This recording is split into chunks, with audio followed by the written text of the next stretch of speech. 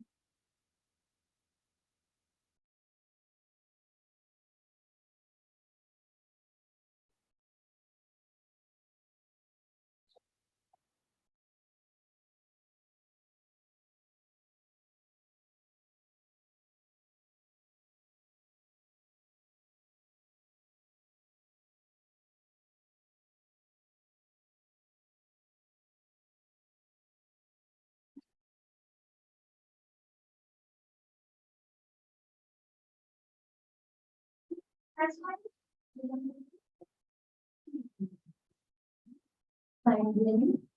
What? Minutes.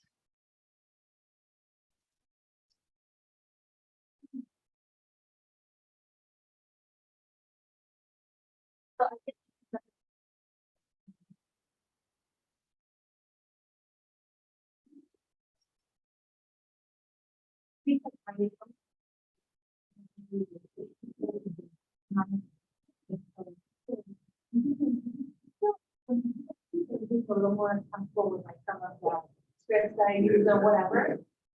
So, and then so I do like an email first and then I call. And everything's so neat. Like we'll get like, oh.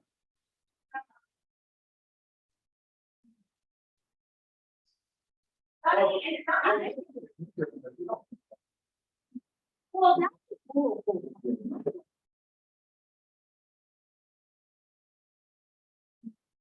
Yeah, I'm on.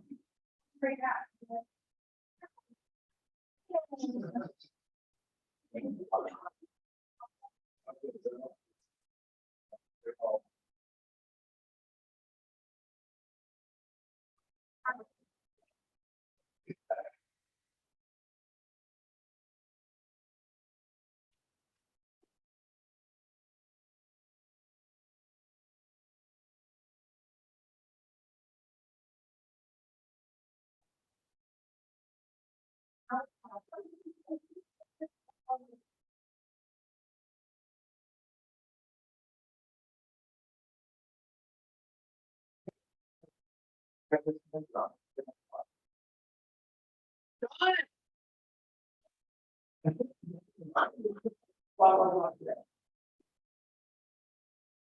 John.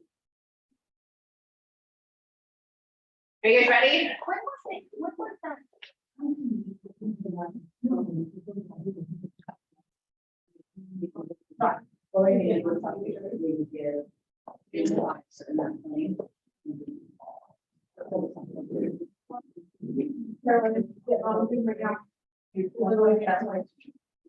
Rather not have to be. How are you? Doing? I think like a baseball. Oh, yeah, it's water. And so you, well, you have the one little boy, right? Yeah, your daughter brought my little one back. Oh, she did? Which one, my? The 19. Yeah. Yeah. I will help her. Sit on camera, please. Oh, I have the key. I was like, oh, thank you. Thanks for walking with me. Thanks for walking with me down there. Well, I got my acceptance. We went to the end where the gate locks and taped a note on the lock, or whoever it is that locks it, so that we can get in contact with them before trunk or treat. So that we can have that gate Oh, over there? unlocked. Yeah, down at the end, Oh, that so that way. we can have it unlocked for. Because nobody seems to know how to find the people.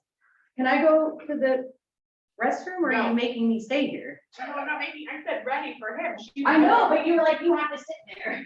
Oh, no, I meant stay in your spot when you're on camera.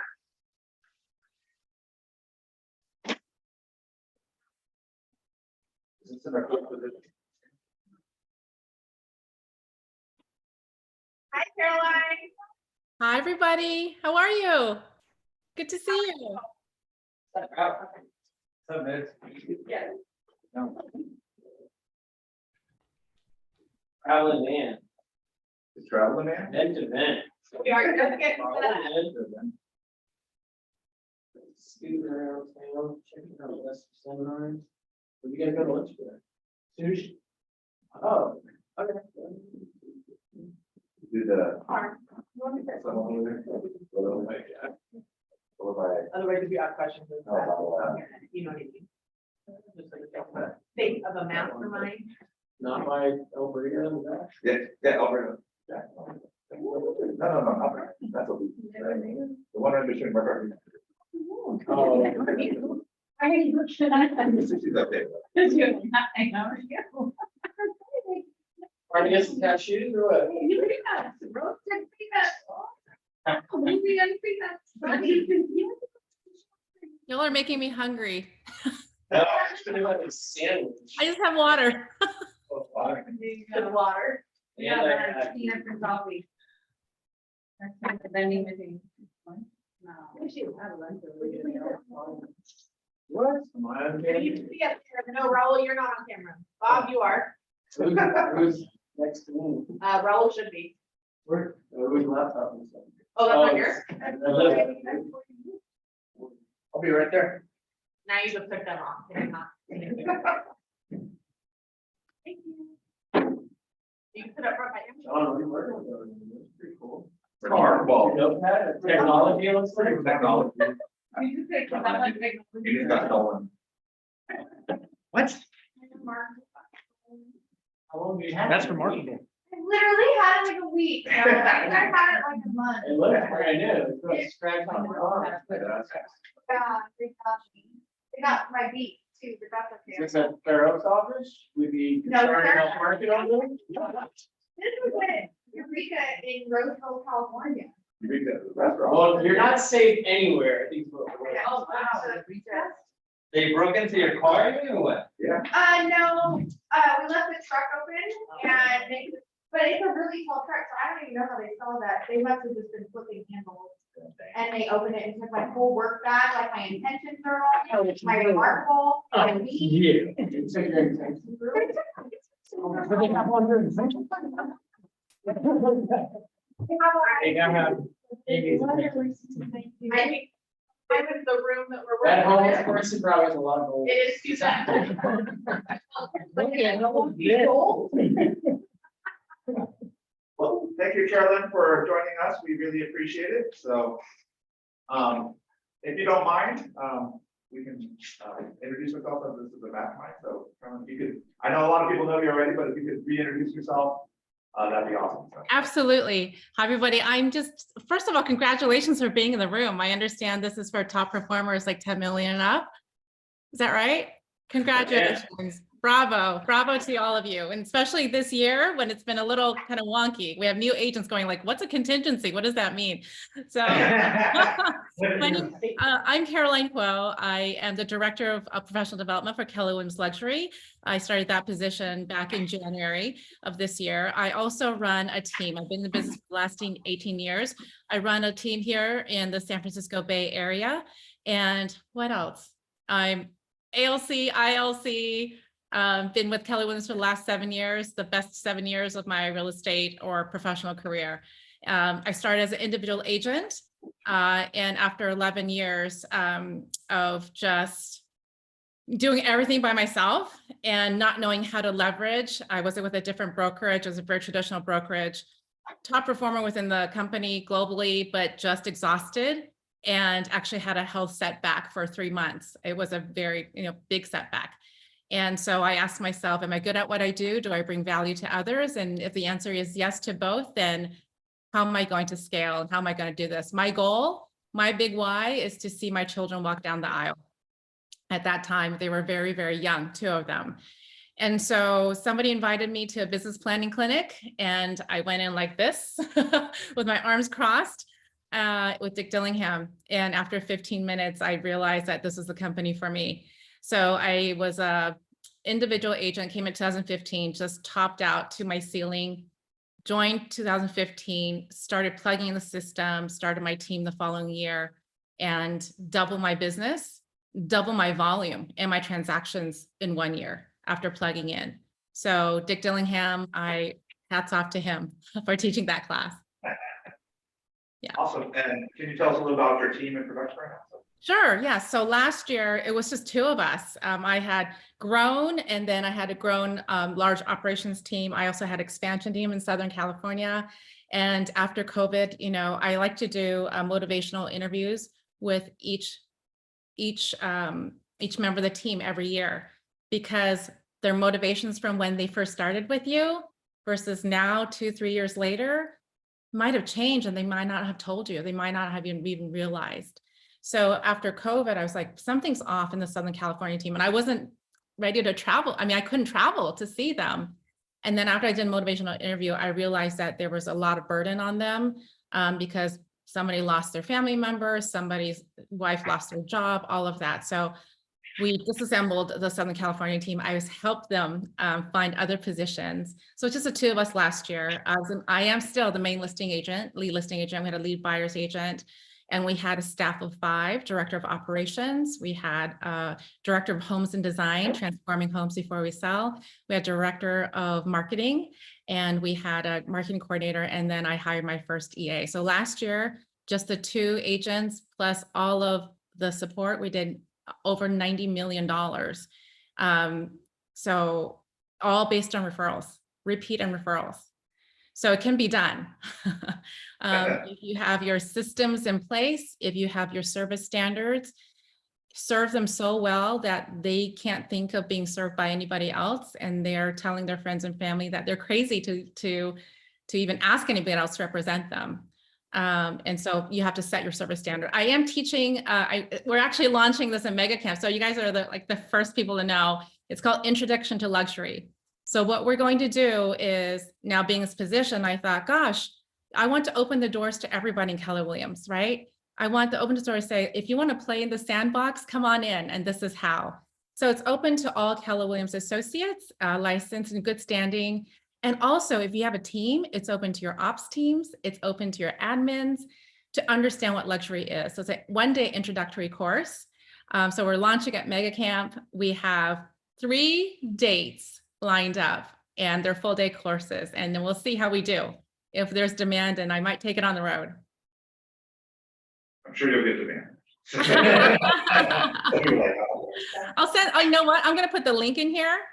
And then well, I can give it to you later, but I'll send the link, and there's a registration form right now, and people are already wanting to, like, they're knocking on the doors. Excellent. So I know you've had a shift in the market, especially on the luxury side of things. So how are you handling the shift? What are you doing?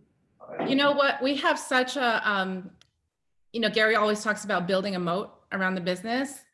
Our business is moated because our business is referral based and repeat clients. And if you look at our business, we did a breakdown, 25% are agent to agent referrals. I mean, being at Keller Williams, your network is enormous. So we are getting referrals from New York, from Chicago. We got one from Florida, we just got one from Southern California. We get referrals from Washington. So with these events, attend, show people who you are. You don't want to be secret agents amongst your community. Don't be a secret agent with the Keller Williams. So show people who you are, where you specialize, and so build that relationship.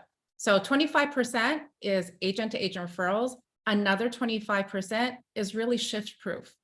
And that's attorneys, that is wealth managers, that is divorce attorneys. These are, you know, the attorneys, unfortunately, you know, death happens. It doesn't time the market, right? Divorces happen, it doesn't time the market. And I was fortunate early on that I said, I want to focus on this segment, and had some divorce attorneys and state attorneys, you know, just kind of throw me a bone and say, here, try this one. And I was given the most difficult ones. And then when you prove yourself and you do a great job and you make them look good, gosh, guess who's their realtor for life? Guess who's their referral agent for life? So for us, it hasn't shifted much. The buyer side has shifted a little bit. However, we're getting ahead of it, because when buyers say, you know what, I'm not buying now, the sky is falling, the first question we ask them is, where are you hearing that from? That's really interesting. Where are you hearing that from? And they go, oh, MSNBC, CNN, all of that. And then I ask them, that's really interesting. You know, it might be the case nationwide, but we're in a very particular market. And so let me show you the numbers. Do you want to see the numbers? And they go, well, of course. So one thing that we do differently, and we started doing about 4 months ago, we started tracking numbers every single week. And is it okay if I share my screen with you? Because I think it's very valuable. Absolutely. Please. All right. Don't judge my desktop, please. Oh, it's disabled. So I need permission, please. Oh yeah, I'll do it here. No judgment, promise? Okay. Promise. Okay. You can't look worse than mine. He's right. Let me know Oh, when. yeah. Tabs for days. Okay. Okay, you should have ability. All right, sharing. What's gonna show up? Okay, all right, here you go. No judgment, promise. So if y'all are in MAPS coaching, maybe you see this, but I took this spreadsheet. I'm like, my gosh, we need to start using this.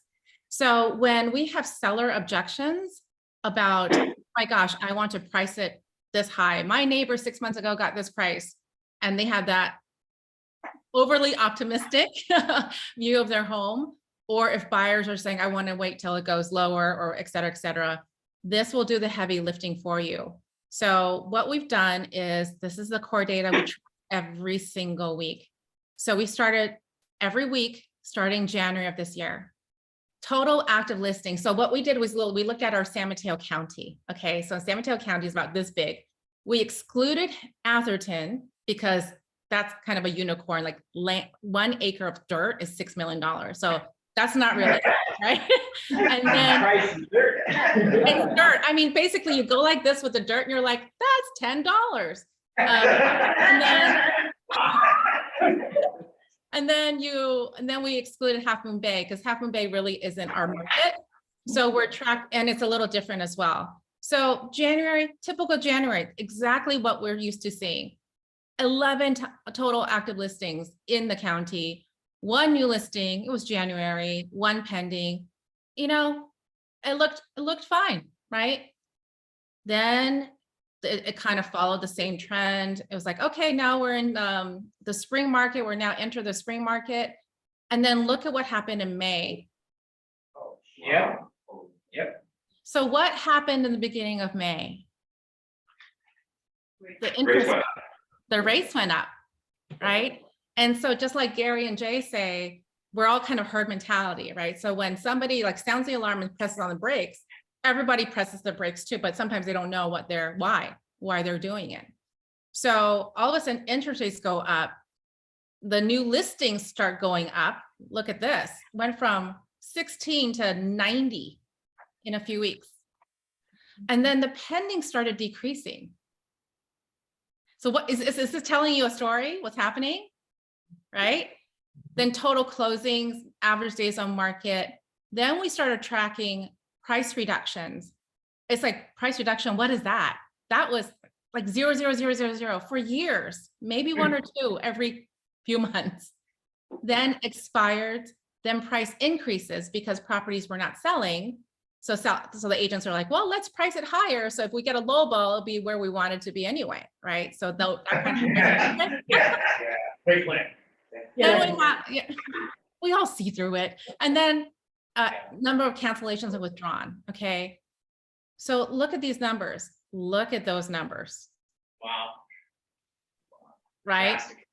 So then you look at the graphs. So those are people who are like chart oriented. Then we look at the graphs. So right here in May, so new listings went whoop, shot up. Pendings started declining.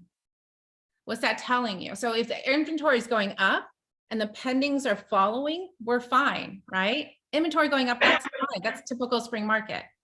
But the pendings are going down. So what does that mean to the seller?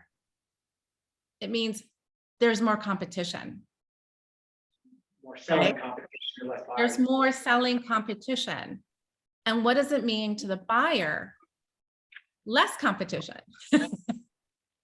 So we're telling the seller there before it was like one chair, it was musical chairs, right? One chair and 50 people circling that chair. Then the shift in the market in May where we were, it all of a sudden became like 10 chairs, maybe for 30 people, right? So when you're giving people these examples, they get it. So really depends on how long you want to be on the market, right? So we don't even look at, when we look at comps, is everybody okay with this? Can I stop sharing or do you want to see more of it? We're good? Yeah, we're good. Yeah. So my suggestion is, Gary always says what? Be the economist of choice. So don't let MSNBC, Squawk Box, don't let them control the narrative for your market, and don't have the same conversation every other agent is having in your market. Tell them something different. Tell them something that is data related, and not just the data, don't just regurgitate the data. Tell them what the data means. So when you talk differently in front of these buyers and sellers, they're going to listen. And so this is why this is part of our moat. So at open houses, we have clients come in and say, thank you so much for this information. I'm going to go work with Redfin. Like, oh, interesting. What kind of value are you seeing with Redfin agents? Oh, da, da, da, da. I'm like, great. Have they talked with you about the market data, like the most current market data? Do they know what's pending down the street? We've talked to all 3 pendings around here. That's really who your competition is. We're not even looking at sold anymore. We're looking at pendings. Before we price anything, we're calling all the pendings. Before we make an offer on anything, we're calling all the pendings. And because the people that are lost out on those ones are your competition for the next house. So we ask the agents, what kind of offers are you seeing? It's not what are you pending for. So it was a multiple offer. Okay, John, I see that you had three offers. Congratulations, that's amazing, this market. What did the other 2 look like? What kind of offers were they? Like, where did they huddle? So that gives you a very clear idea of your competition so that you can write a better offer, right? So we're doing these we're so analytical and we dig deep into data that we sound different from other agents. And you know, this chart, if you have a team, you don't have to do it. Leverage it out.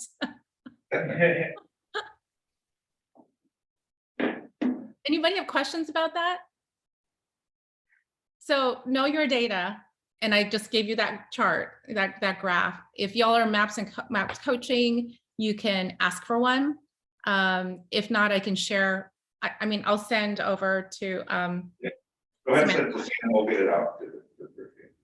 Sorry? Go ahead and send it to Sam, who initially reached out to you. I'll send it to Sam. You just have to delete all my Yeah. data. Yeah. So the one from maps was pretty simple. We actually added more columns, like data that we wanted to see. One thing we did not add, but we should start adding immediately is months of inventory. When are you in, so are you guys in a seller's or a buyer's market right now? Neutral, we're in a neutral market. Love that answer. I love that answer because when people ask me, Just according to the stats right now, it's still moving. We're just not running here. We're 2 months in second of that. Yeah. Are you Good, guys recently- You don't have an inventory to technically be a buyer. Yeah. Yes, that's what the bar. Buyers have leverage. They have that leverage in you. Yeah. True. Buyers have leverage. So where are you gonna go with that?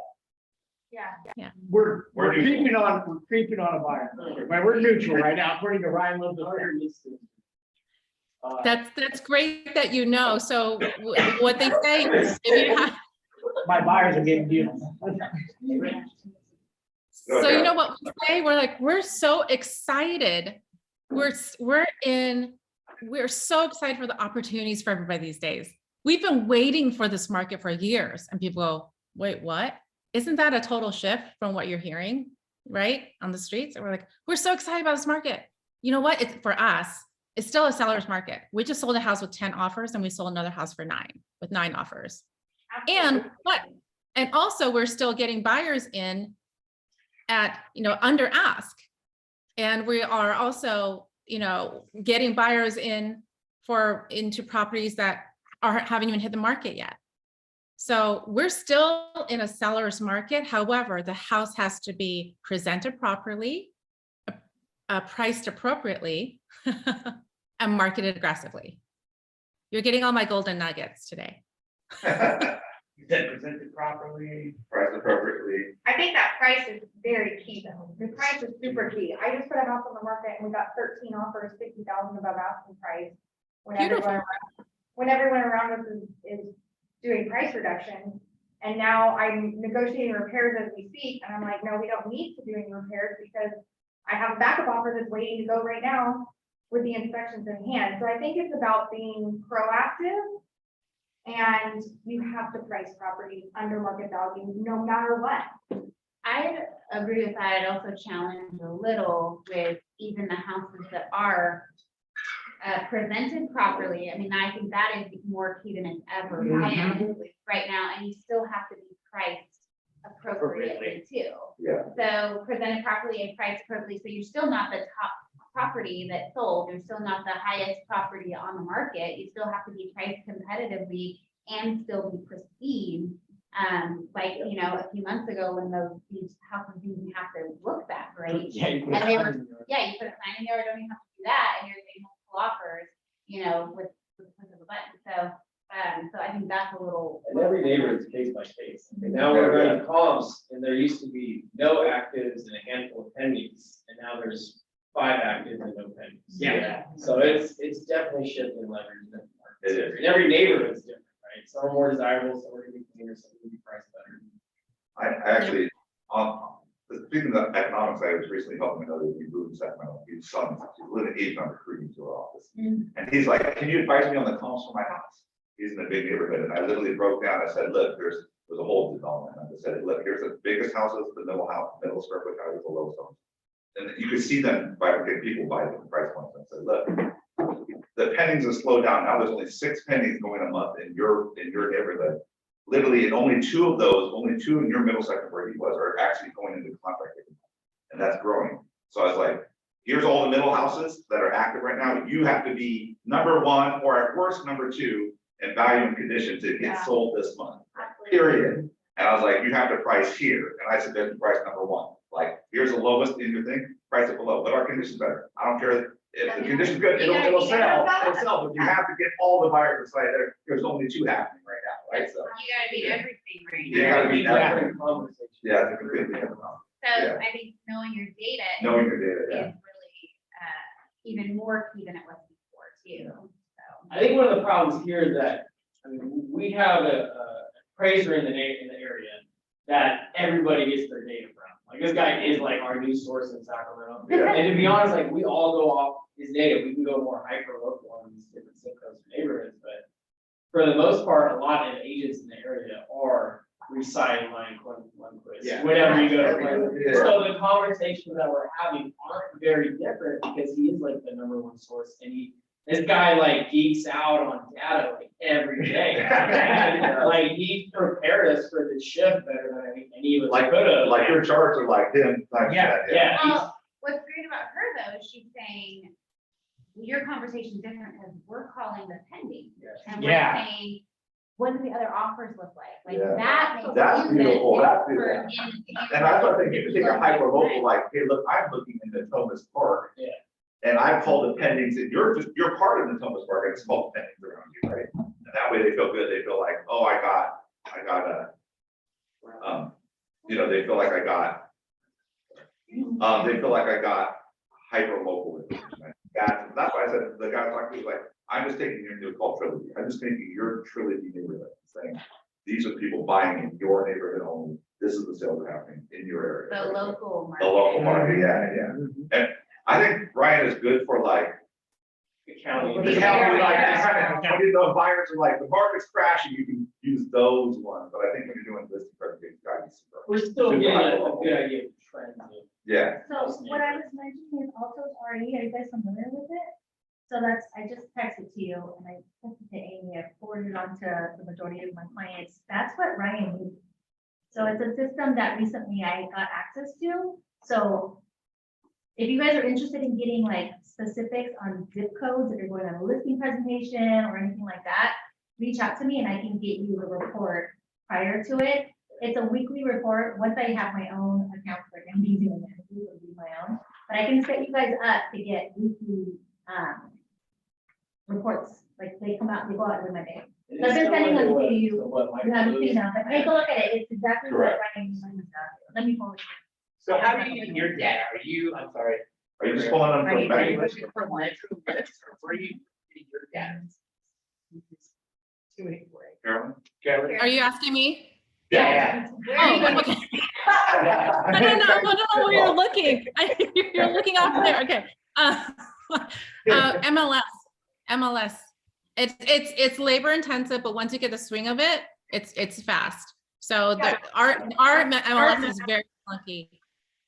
Like, so you have an admin, so. Well, I feel like the trend, we have the trends report. Yeah. I think that gives you a lot. That's like It it. gives you- Yeah. Yeah, A number of. I pull it all the time. I think that's good to like put out on social media or talk to clients in general about selling versus buying. But I do agree, I think it has to be hyper local when you go into the listing presentation. Well, can our This- office do it bi-weekly? Actually, I did, Or right, bi-monthly? that would be a cool thing to do. 835-3334, blast it out to the agents so we Yeah, all know yeah. exactly what's That's going on. not, yeah. That would be hyper local for our office. You can even do that in Fair Oaks, Amy. I know, sir, I'm writing it down. Thank you very much. Gosh, how great it would be if you were doing it like neighborhood by neighborhood, right? Or city by city. How great would you, I mean, look, think of the data. you could do. So much, we just broke that. Say, this is how things are moving. Yeah. That would be So that's super what valuable. also does. That's exactly what it does. I don't think it can break by neighborhood. By zip code. Yeah, but Is it- my neighborhood. It is by neighborhood. Oh, by neighborhood. If it's a- Yeah, you never see that in front, because you'd have to do an MLS search and do the boundaries and do it, right? Like she does. So Karen, I want to ask, what else are you doing different? Like you said, you built a moat. And with the times that we didn't come up with COVID and, all the craziness going on with the media, like, how are you continuing with your referrals and your past clients? Like, did you do anything differently to stay in contact in the typical conversation that we have? Your best friend is your phone. Think of That Yeah. is, use it. Well, you those know, best friends Or you have as well. any different type of conversations with them, you know? Have you changed, maybe if you're doing events, like, is there something different you're doing that you've adjusted? Are you bringing stats into those conversations or only what they bring up? Or you Well, just? take we do general- several things. I've always been a big proponent of find out what your people need to know now and give them that information. Don't send them another recipe card. That's why I got That this, is you know, how it what. But hey, if it works for you and you supplement it with additional information, then great, right? If you're sending them recipe cards, so are 20 other people. Yeah.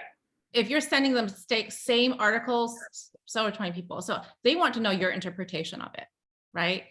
I was talking to Jason Abrams. He's like, I got a clean your gutter, postcard the other day from an agent. He's giving me a honeydew list. I don't want to clean my gutter. That's funny. Right? And he's like, every quarter she tells me to change my smoke detector batteries. I don't want to do that. Yeah, just wait till it beeps. And I was like, Jason, how great would it be if you sent somebody out? Yeah, if that agent sent somebody out to clean the gutters. Yeah, that would be good. That's- yeah. That would be good. Just saying everybody. So that's part of your service, right? That is part of what is your standard of service? How are you caring for your people? It's not a transaction, it's a relationship. So how do you stay in relationship with them through every phase of their lives? So I'll give you an example. Every year it's different. It's based on what our clients need at the time. And the only way you know what they need is you ask them, you pick up the phone and say, what information do you need to know right now? I've been in business for 18 years, and a lot of these clients have grown up with me, third, fourth, fifth transaction, right? Now they've done so well, they're looking for, wealth building opportunities. So I was like, okay, I've had 6 conversations in the last 2 weeks about investment properties. Let's do a 1031 exchange, or let's do like a short-term rental seminar, or let's do an investment seminar, where to buy outside of California. You have to be in tune with your database, and you can't be in tune with your database if you're only sending things to them. You're not hearing them. So ask questions. What does your real estate monopoly board look like right now? What else do you own? Gosh, I was blown away when I asked that question, and my client told me they own 3 other properties I didn't know about. Wow. I like that, the real estate. It's good because you touched on that. I watched a podcast not too long ago where they were interviewing. The whole point of it was that, we're just not just a sale, or we're not just to help with this one sale. We should be a life planner, like we should be a financial planner. We should talk about those seminars at Airbnb or so forth. So you kind of just hit on that, so it kind of just brought back to my memory, like, you're right, I've heard this before, and this is the value. I said this at Spring Masterminds on stage. I said it to some other panels, and I believe this so strongly, is that if they're a transaction to you, they'll smell it, they'll know it. And if they're a relationship to you, they're going to feel it. Now, then when you're growing with your clients, and if you're wanting to elevate your price points, who do these people have around them at all times whenever they need to make big decision? Wealth managers, right? Estate attorneys. They have all these advisors at the table with them. Why are you not at the table with them? What can you do? What do you need to be? What do you need to provide that they invite you to that table with them? You're telling me I need to level up, but you're telling me. That's what I heard too. Yeah. So are you sending recipe cards? Or are you doing next level where you can get invited to the table? Again, nothing wrong with recipe cards. If that's all you're doing, you're kind of limiting yourself. This is real talk. I'm very transparent. Yeah, people that have large finances like the cook too, but they also have these other interests as well. So I think it's being more well-rounded. Right. Just like with your events, we do, family events and other kinds of events and just adult events. So it's like, be well-rounded with the information that you're providing to your people as well. because they are Absolutely. well-rounded. it's like a holistic view of marketing, because they're holistic people. It's just coming down to, like you said, just being different. Everybody knows that recipe card, everybody can go pipe pickup, but how can you be different amongst the other agents out there, so they want to go right to you? It's not just different, it shows that you made the effort. Because if they see it from two different agents, they're like, oh, some of this cookie cutter. All right. All using the same stats. Yeah, same everyone's events. doing Ryan, everyone's Yeah, doing the same same thing. Yeah, how do you make Kind of it? being more like a life partner within your, Yeah. you're helping them Yeah. through these different chapters of their life, where, whether it's, kid stuff, like doing kind of kid events, sending a recipe card every now and again, but I love the idea of, are you sending someone out to clean your gutter? Send them Yeah. a Yeah. Instead of, Yeah. maybe instead of a pie, hey, it's season, if you need your gutters cleaned, we can get you on our calendar, something like that, but then, do you guys ever have your clients that reach out to you and go, hey, I'm kind of curious just to see what your take is on this? And, then whether they should open a corporation if they want to buy a rental property and, and it's smallest little things like, do you have a good CPA? No, like most of the time people don't. So when you can partner them with a CPA, you're giving business to another vendor of yours, but you're also giving back to your client and they appreciate that. But then they're looking to you for that advice on buying another investment property or, Airbnb sort of things, anything like that. Or just, hey, I have this issue with my neighbor. Can you help me, like, just being that resource question of kind of random things? I think when you just come from a place of contribution, no matter what that looks like, that's the relationship you talk about rather than the transaction. Yeah, I think one problem that we run into is that we want to be systematic, Yes. But not, but not recipes, cooking recipes. But at the same time, we Yeah. do like very detailed analysis, like what we're talking about, we want to do, then it has way more time. Yeah. That we have to put into Yeah, it, we- much thought. yeah, we started golden letters and it just takes time. Yeah. You have to handwrite the address. you have to- Yeah. One thing we So- still kind of finding the balance. Yeah, between there's the two, there's like- a balance if you need to put some automation, but there has to be some personal touch to it.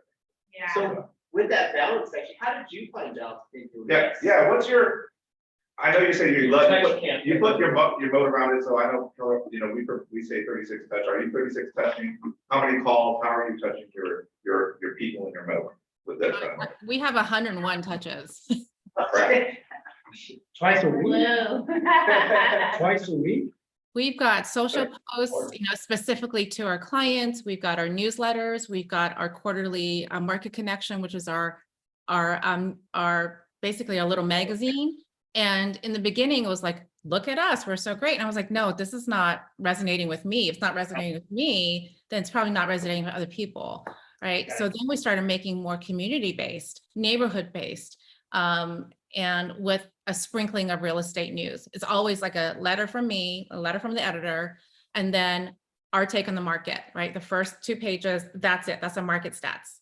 And we look at Keeping Current Matters is a great resource for great articles. They're very neutral.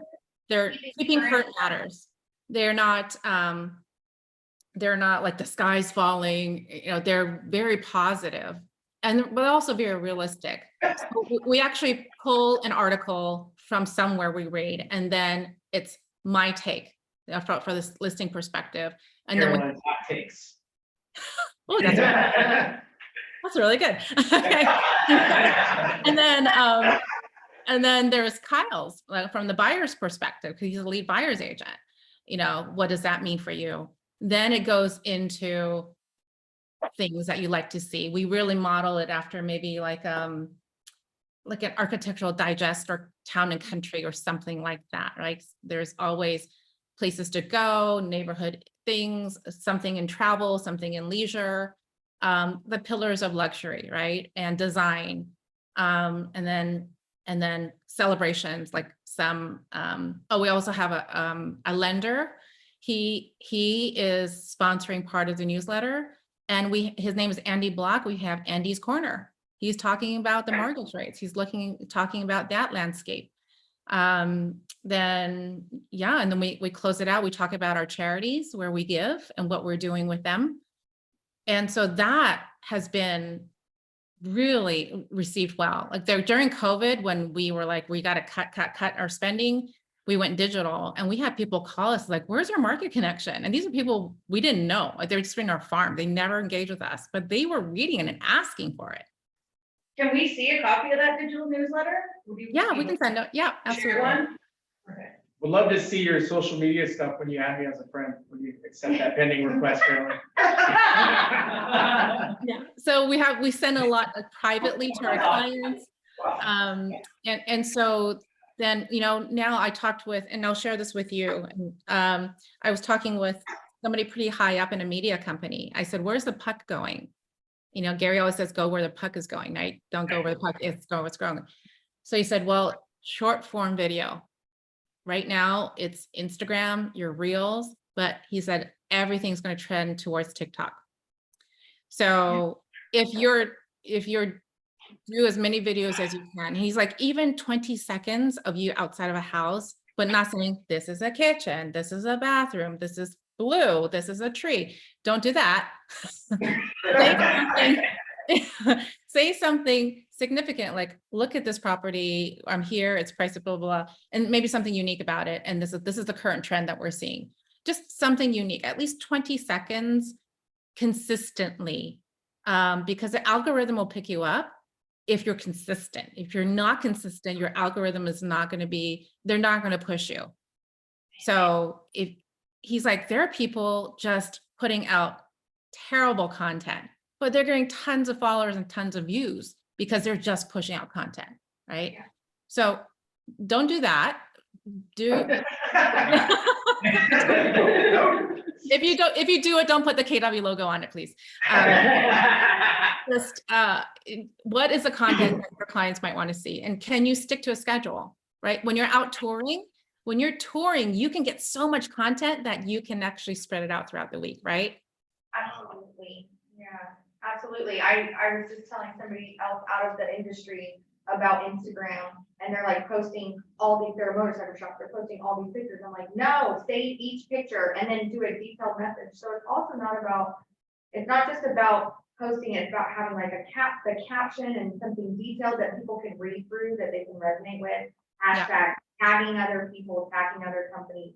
You want to get in depth with that as well, because that's going to help you get followers, because people follow hashtags, and then those hashtags are like an entire group. It's a whole thing. But you're right about saving content. You can create a massive amount of content in one day. You're right, though. Back in my 17, 18, I was PCing and broker at the same time in the office. 2017, 18, back in the teens. Back in the teens.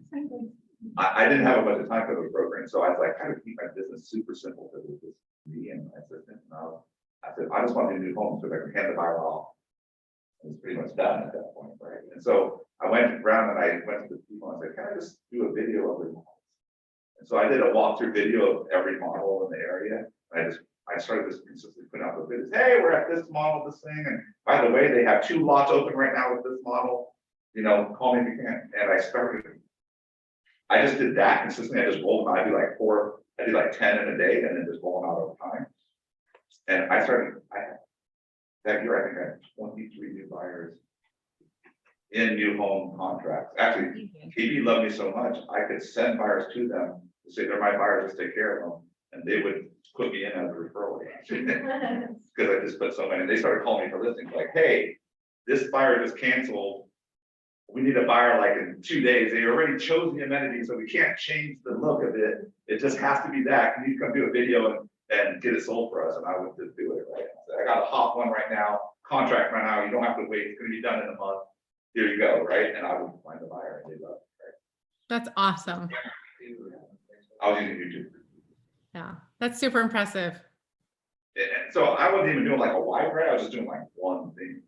And so we set up this whole thing, like, just come to our, I changed the website. I was like, just come.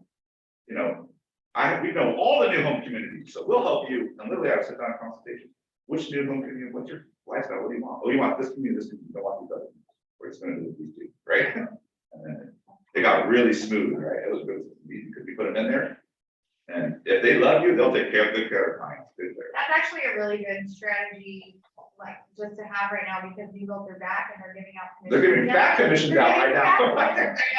So I mean, Think about it, if you're busy and you want it, it's super easy to look at off it, and then, you know, as long as you treat the salespeople good, right? They're gonna love it, right? That's Yeah, awesome. you can bring it back down to the plan. Yeah, or 3-4%. 3%, $14,000 credit. to the Yeah. buyer. Do you do anything different for your referral partners? You mentioned, I know you talked about before our office, like your probate and estate planning partners, but you said wealth managers and divorce. Like, how do you, is it all the same content? Like it's the same system that you put out to your regular database that you give to your referral partners, or what does that look like? But we treat them differently as far as events. So right now, for example, in September, we have a very small, very unique, very coveted cooking experience in San Francisco. And I've invited 6 attorneys. These are 6 people who refer to us a lot. And I know from talking with them, being an active listener, that they all enjoy food, right? So of course they're gonna come, and I let them know, this is to thank you for being such an ambassador for us. And also we want you to network with other attorneys, right? So we talk with them, they're like, and I say, this is the guest list. They go, oh, I know her. Oh my gosh, I went to law school with her. Oh my gosh, this is gonna be so fun. So now all of a sudden it's gonna be this big party. So, you know, what can you do to bring them value? I like that. How do you treat them so well and to thank them for their advocacy? I'm just curious, is your business like kind of split? Like, what do you feel is providing more value? I guess to you guys, like divorce attorneys or probate estate or? Estate. Estate. Estate.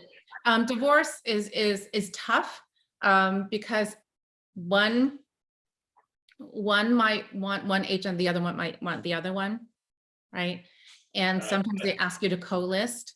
For me, I choose not to co-list because ultimately who has the responsibility, which brokerage has responsibility, right? You know, I was on my biggest one to date was a divorce with 9 attorneys involved. Right? And the husband and wife were not allowed to be on the same email. Wow.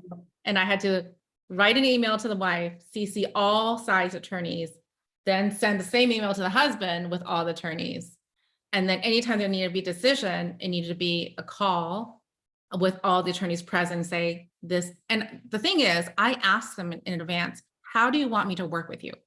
I asked the attorneys, like, what is the best way to move this forward? And they told me what to do. I didn't guess. So I didn't make a mistake because they told me what to do. It was very cumbersome. So to answer your question, estate attorneys are our largest source of attorney business. And at that time, you're dealing with a lot of, it could be a very sad sale, could be an unexpected sale. It could be a hoarder house. We walked into hoarder homes and they're like, please take care of this. So who's in your world that can help you at that scale? Right? So if somebody gives you a $5 million listing that says it's a hoarder house and needs to be cleaned up in 2 weeks, do you have those vendors around you that you trust to do it? So, and it could be right now, we have siblings that don't get along. How do you deal with that? So your people skills really need to come into play, your empathy, but also you got to have the D in you to kind of move it forward, right? I don't know if that makes sense, but. It does. Yeah, it does. Drive it forward, right? Yeah. So I know we talked a little bit about in the past, but what are some of the principal things you need to, if you wanted to get more luxury market, what are the principal things you need to do to sort of get to that level? Well, you have to be where they are, right? So where are they? And every luxury market is different. And, you know, are you joining those social clubs? But don't do something that you don't love because then you won't be genuine. So I say if you get seasick, don't join a yacht club just because. It's so luxury, yachts are dope. So what do you do that you can enjoy? Like you got to put yourself out there, right? Be there where they are.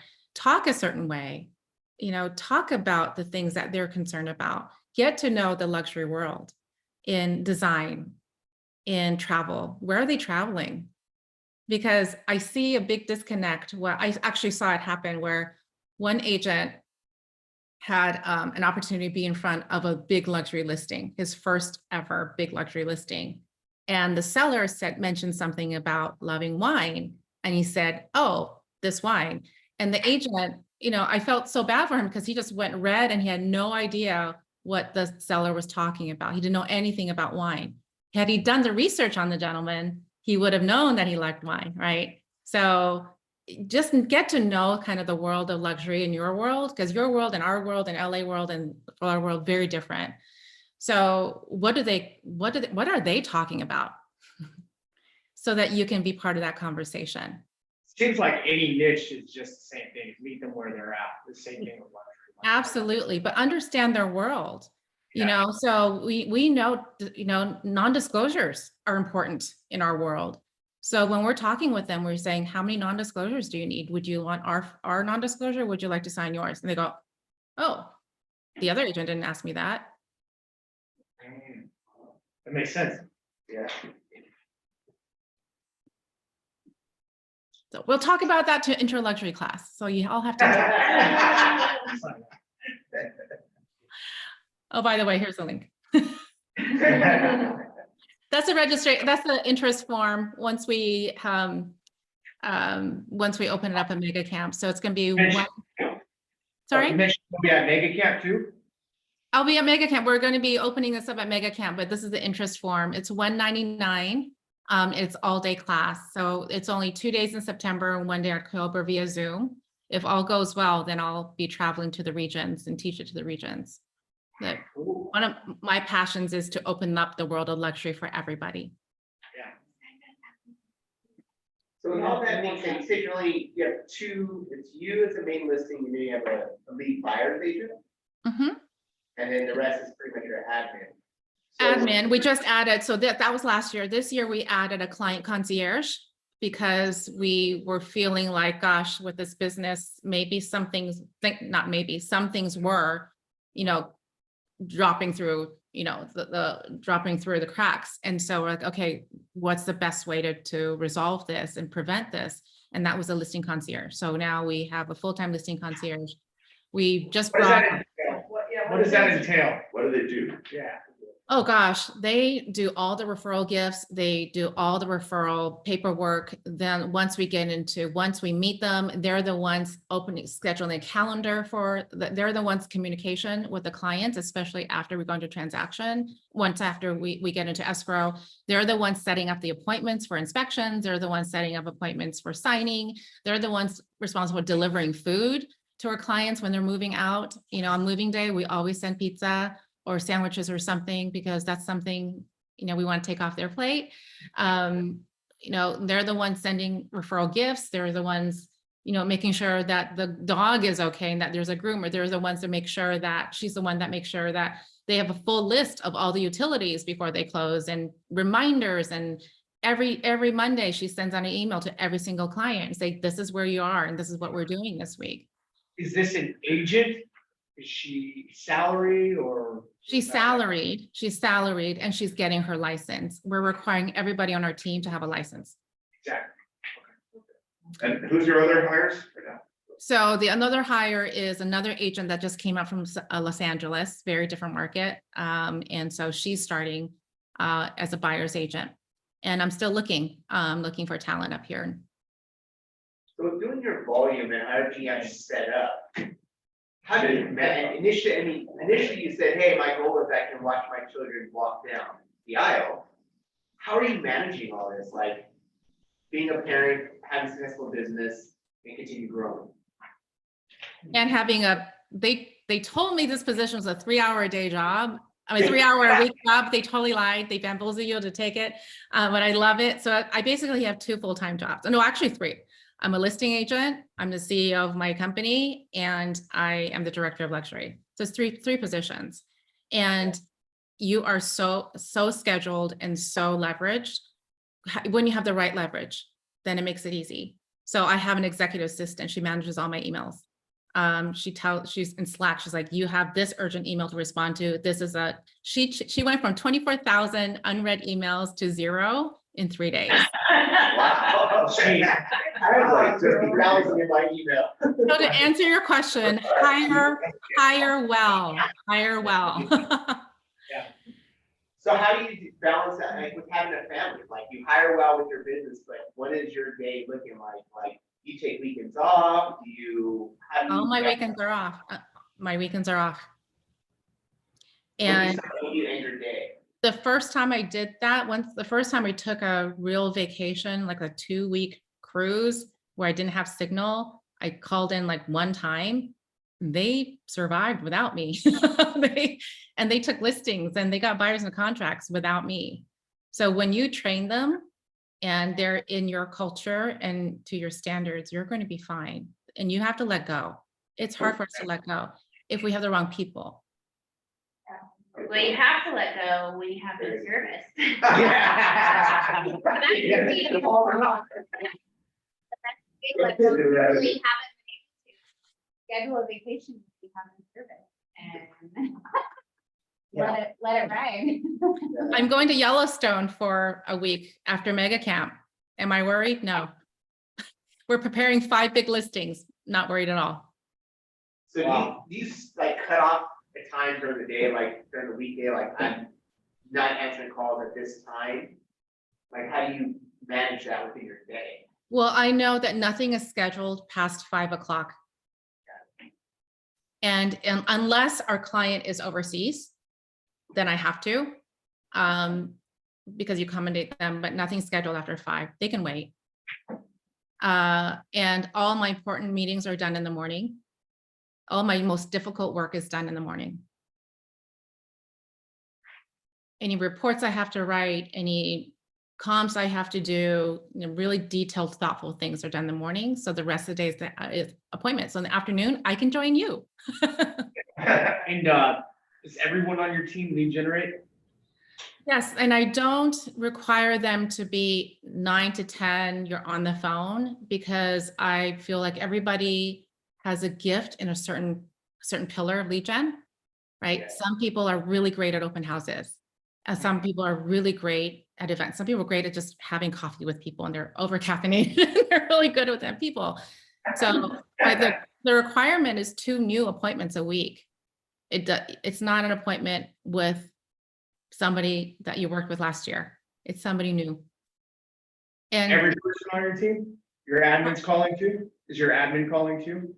my admin's not calling. We're thinking about developing it because we are implementing YLOPO and Follow Up Boss and have them talk together.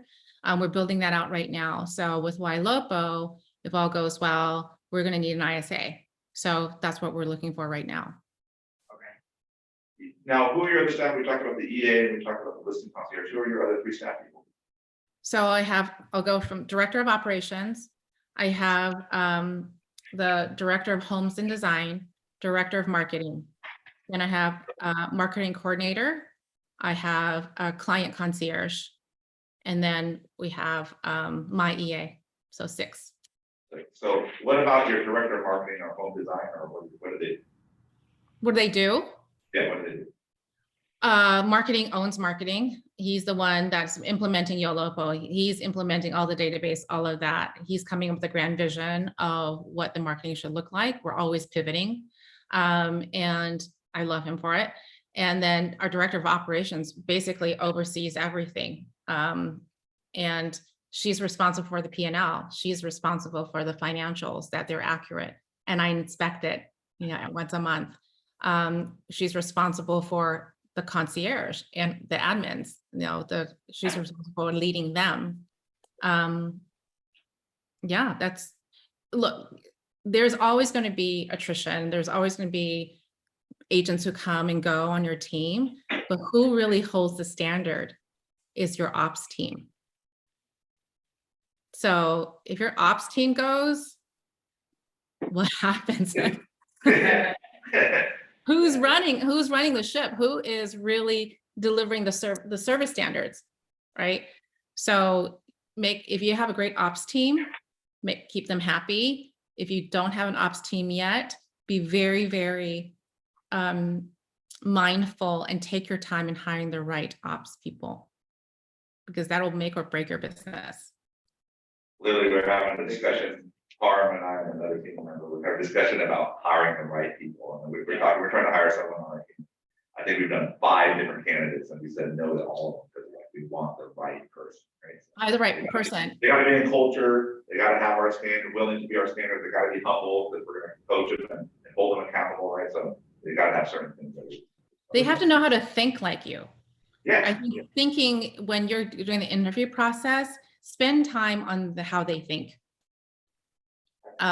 Because when you're not there and they're like, Caroline's not here, what do I do? That's the Right, that's not the answer. Yeah, well, yeah. So I want to go back to what you're saying, identifying, the Legion, Rich brought up, but like their own craft, you could say, like, how did you go about doing that? Like, did you say, hey, try something and let's see what works, like throw spaghetti on the wall? Did you go to this profile? Like, what are you doing to really identify what's good for them in their region? I observed them. And I was like, wow, okay, this person is doing, like, they're pulling in clients through open houses. They're doing great, but they're terrible on the phone. Give them more open houses, right? And wow, this person is really great in front of people. She should be door knocking. Right? When somebody says, I love to door knock, when are we going to door knock again? Are you going to put her on the phone or are you going to put her out to door knock?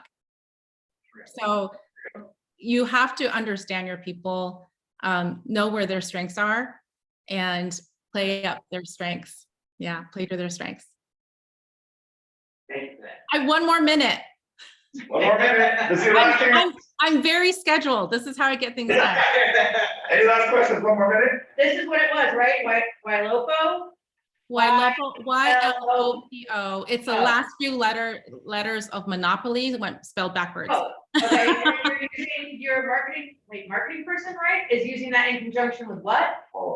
Follow up boss. Yeah, we still use Yeah. command. We still use command. We love command Okay. for our Facebook ads and all of that. It gives us great return. But we need something a little bit robust for us right now. You guys need to go to Mega Camp. If you're not going to Mega Camp, you're going to miss. Okay, who's going? Who's going digitally? Okay, awesome. I'll see you there. Don't miss this one. It's going to be good. Hey, Carolyn, thank you so much. We Thank so you. appreciate your time and wisdom. My pleasure. We'll see you soon. Bye. Yes. So how was that? Very great. What was the thing for that? Yeah.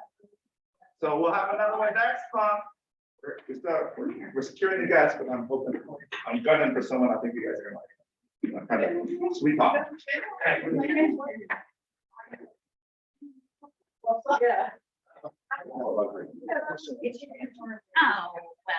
right back at you. Right.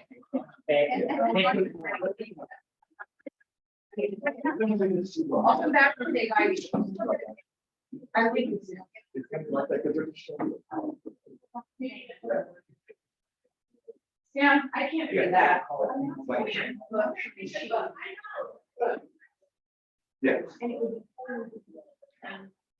I think we should do also do a follow-up.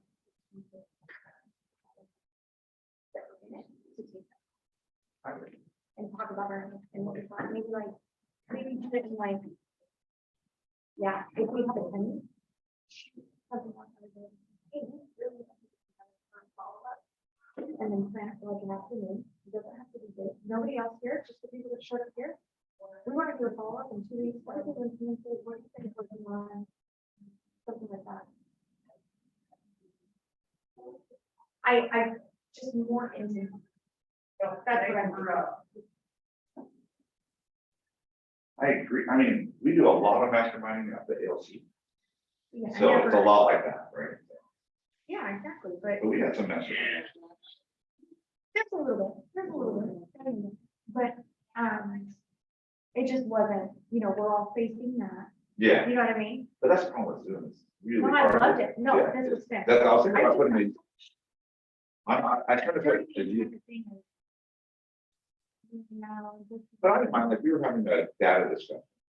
Oh, yeah, okay. And then she was just like, and then she's like, oh, where did you do that? She didn't know it was a question. So, like, I was trying to encourage that to help the stuff, but yeah. No, it was amazing. This was amazing. I'm just thinking about, I'm gonna put together a mastermind and I'm gonna add all the people, all the top agents in the. Usually when I I'm try gonna to, try to do it off site. Yeah. And have it be all the people that are above. So nobody's really above. It's they're all kind of equal.